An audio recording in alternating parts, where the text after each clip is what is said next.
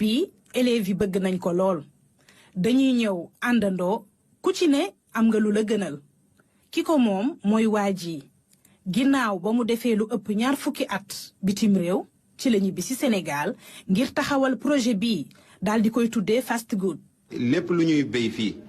moom la ñuy jël utiliser ko transformer ko ay pain moom mooy pain yi ngeen gis nii muy ay mburu nebedaay ay mburu carotte ay mburu betterave olive persil bu ci nekk nag dañuy xool valeur nutritionnelle waaw xam nga nebedaay bi moom day réguler taux de glycémie carotte bi am na vitamine C betterave bi persil bi day fluidifier sa sang. équipe bi muy liggéeyandool nag ñi ngi toll ci 10 ak juróom. boo demee bitim réew ñaar la da nga uti xam-xam wala nga uti alal loo ci am na nga dellusiwaat fa nga cosaanoo nga mën a motiver nga mën a ñeneen ñi mën a roy ci yow au lieu que ñuy dem di jëli ay gaal ak yooyu. wàllum cet lu ko ñor lool la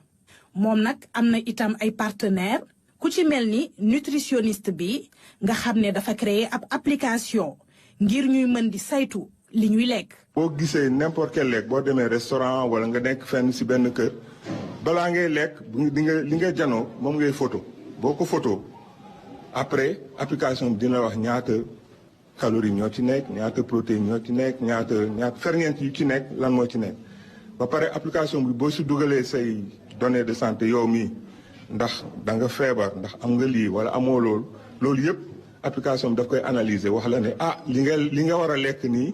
def ci ndànk wala mun nga ci dem amoo benn problème boo ko lekkee. dugal naa ci lu mat ñaari junni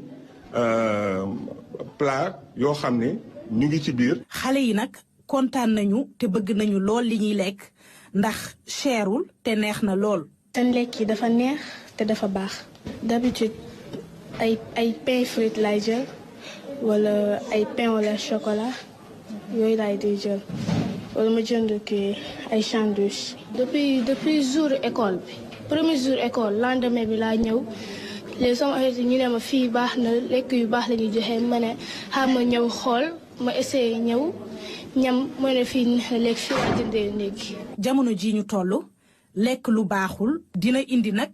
ay feebar yu mel ni diabète hypertension wala obésité lii nag tax na ba ñu war a jóg fexe ba ñëpp di lekk lu sell